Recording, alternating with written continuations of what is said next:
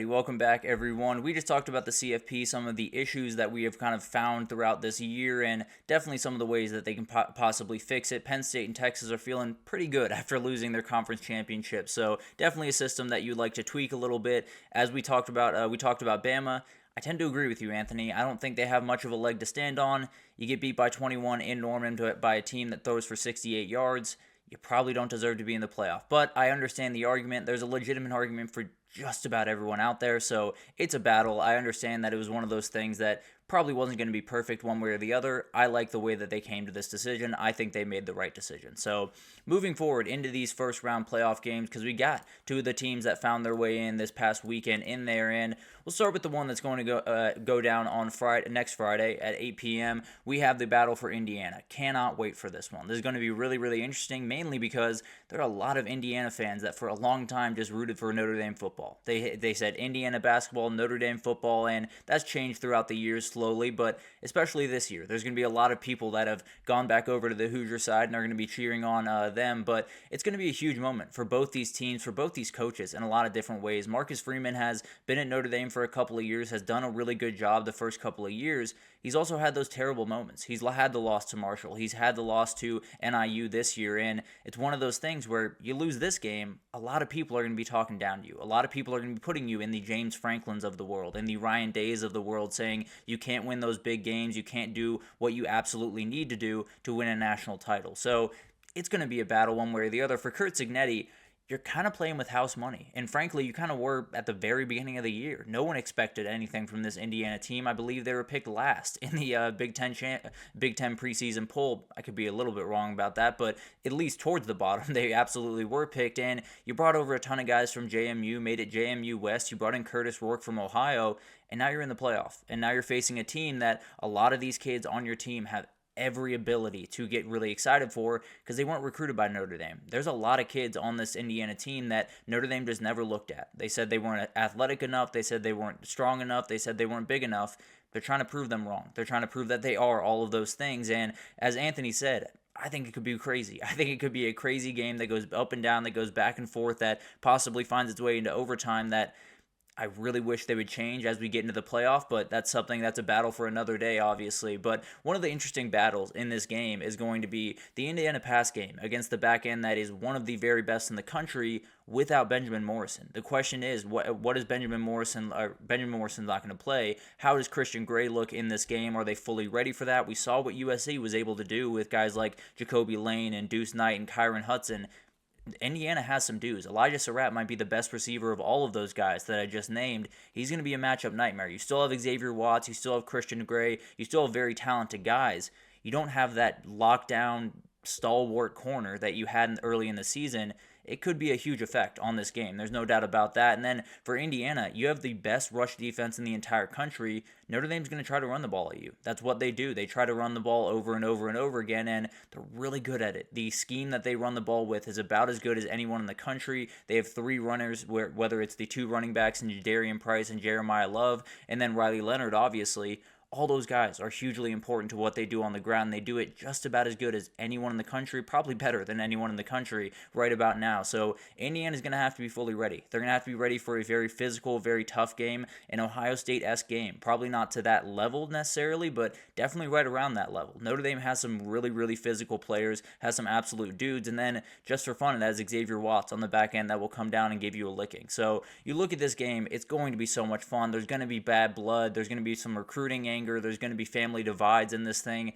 It's going to be awesome. Cannot wait for this one. One of the better atmospheres in the entire college football world, and it's going to be two teams that I've really enjoyed watching. I have a very weird look on what these teams are going to be, on what they can be as we head into the CFP. So that's what 2024 college football has given us, and this is a game where it could go either way, and I would not be surprised, frankly. Then we move on to this one, the one that Anthony said he likes SMU in because he does not trust James Franklin, and frankly, I'm having a tough time doing that as well. But this is a game where you are getting them at home at the very least, and you are getting them at home on December 1st. You should be, or 21st, excuse me. I realize it says 31st there, but on the 21st, you are getting them, and you got to hope it snows. If I'm being totally honest, Penn State fans are firmly hoping that it snows for the next 2 weeks around there. They want it to be as poor of conditions for those SMU players all the way coming from Dallas. They want to make sure that those guys feel what it's like to play in Happy Valley, to play in the North, and it's going to be really interesting to watch that one. So they're in a position where, obviously, we talked about it, Penn State in a great spot. There's no two ways about that. The weather will be a huge factor in this game, but for Penn State, it's all about number 15. Drew Aller has probably played the most confident game I've ever seen him play last week. It wasn't perfect, made the couple of mistakes, but the reality is he was ripping the ball around the field. He was playing with confidence, and every time he was asked to pull off a play, he missed the mark a couple of times, but he kept pace with Oregon way better than I thought he was going to be capable of, and frankly, I came out of that game feeling much better about him leading a team to a national title than just about anyone else. So you're in a position where he's got to be elevating at the right time. It feels like he is. Got to continue that as you head into the CFP, but a little subplot of this game is obviously James Franklin. It's going to be the subplot for every single game that Notre Dame plays the rest of the way. So you're in a position where you're going to have to be able to rise to that moment. James Franklin's going to have to be able to get over that hump. If Rhett Lashley is able to walk into your building and beat you, you're going to have a problem. And as Anthony just said, we talked about Drew Aller, how good he's been. This SMU defense is for real. They can get after you. That duo of linebackers between Ahmad Walker and Kobe Wilson are about as good as you will find around the country, and it's going to be one of those fights between that that Penn State run game and those SMU linebackers. Might just be the matchup of the entire thing. So it doesn't have too many ties between the teams, doesn't have too many subplots outside of James Franklin and the battle for that big game, but overall, it's going to be an incredible game to watch. It's going to be one of those games that we kind of looked forward to as we got into the playoff. We wanted those weird matchups that we don't see throughout the year, that we don't see really throughout a decade. Well, you got one right here, and you got one right here as well. These two teams have never faced off, Clemson and Texas, and it's going to be a very interesting game, and it has all of the subplots that you could possibly want in this game because it's all about Cade Klubnik. Cade Klubnik is from Austin, Texas. He went to Westlake High School, a great high school, had guys like Sam Ehlinger, a Texas legend, had Drew Brees, had Nick Foles. A lot of talent has come out of Westlake, and Cade Klubnik's just the most recent of the bunch. And he played with guys like Michael Taft, who's a Texas star safety, Ethan Burke, a Texas star defensive end. All those teams were on that Westlake team. They faced off against Quinn Ewers and South Lake Carroll in 2021 for the state title, and Westlake got the win. So there's a little bit of juice coming from Quinn Ewers' direction to try to beat Cade Klubnik when he couldn't do it the first time around. And going even beyond that, Andrew Makuba, one of the best players on Texas right now, one of the stalwarts of that defense, he came on over from Clemson this past season. So maybe there's a little bit of bad blood between him and the other team, or the other team to him. So it's going to be awesome to watch this game unfold. There's a lot of subplots. There's a lot of different things. There's a lot of ties to these players. I know Cade Klubnik and Michael Taft are very good friends, and Ethan Burke as well. So it's going to be really fun to watch this one unfold, and the build-up to this one will be very for real. You will see videos from that 2021 Texas State Championship quite a bit over the next little bit. But outside the players, you got two coaches that have a ton of different questions, ton of different places in their careers as we move forward, because you have Dabo, one of the best coaches in the country, has multiple titles, seems to be kind of on the other side of the hill. Now, this could obviously be a proof that he's not, but it does seem like he's kind of tempering down. Sark seems to be the guy that's kind of rolling up that hill, seems to be the guy that wants to take that next step, win that big game, roll through the playoffs, and possibly win a national title, get the final award that Dabo has gotten a couple of times throughout his career. But it's going to be an awesome one. There's no doubt about that. Clemson loves to hit explosive plays. If they're not able to hit explosive plays, this offense can get a little bit bogged down, and that Texas defense is about as good in the country as you will find stopping those explosive plays. So that's going to be a battle to watch. Another one to watch is that Texas O-line has struggled with really athletic, really deep defensive lines.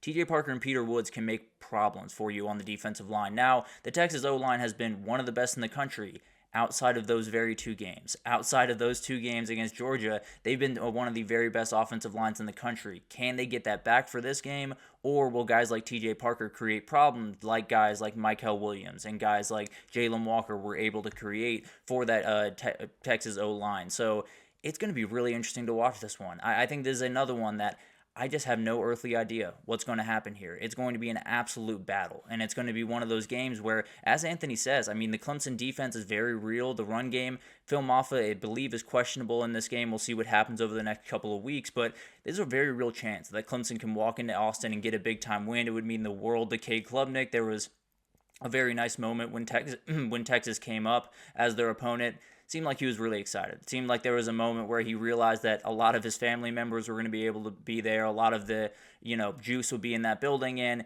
he gets to go back and kind of prove a point to a team that he almost committed to when he was in high school. So a lot of juice going into this one. This is one of those that you love to see in the playoff, and I think there's going to be a lot of different picks around this one. I think a lot of people will be leaning towards Clemson as an upset pick. I think a lot of people are questioning what Texas has as we head into this thing.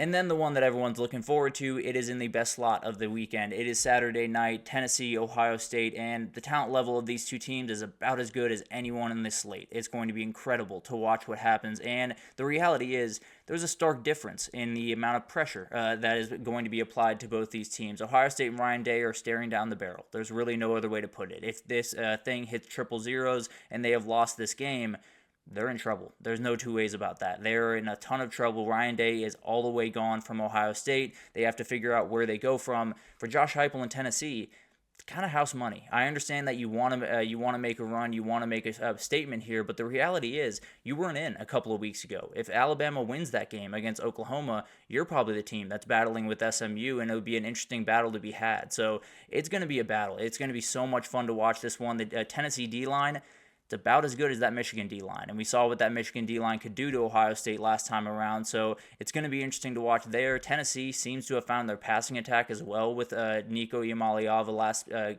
last game, and if they're dangerous down the field and that defensive line is playing out of their minds, it's going to be a nightmare. There's no doubt about that. And overall, I think the biggest storyline as we head into this thing, we can talk about the D-line for Tennessee, we can talk about the playmakers on the outside for Ohio State and Tennessee.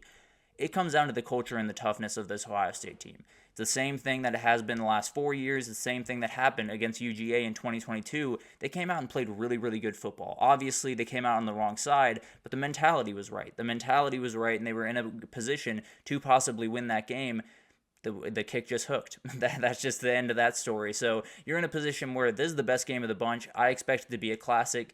Can Ryan Day deliver? That's going to be the big question here. It's going to be talked about a million days from Tuesday, or a million ways from Tuesday in the next couple of weeks, and we'll just have to see what happens when they finally lace him up and they go to work. As for the Clemson question you have over here, Anthony, I think he's going to have to get into the portal this time around. There's no world where you can take in 15 guys from a recruiting class and then turn around and not take any guys from the portal. So it'll be interesting to see what he does once he gets in, but if they don't get in, if they try to rely on high school recruiting this time around, it's going to be a nightmare. I'll just be totally honest with you. So if he doesn't get in the portal, then we'll be talking about that in length in a couple of weeks here. But I expect them to get in. I expect them to at least dip their toe into those waters, and they very much have to. So it'll be interesting to watch that unfold, and this game could have a lot to do with what that looks like once Clemson does that. But let's take our second break here, and then I'll give you my predictions. I'll go through the entire slate. I'll give you who I think is going to win a national title.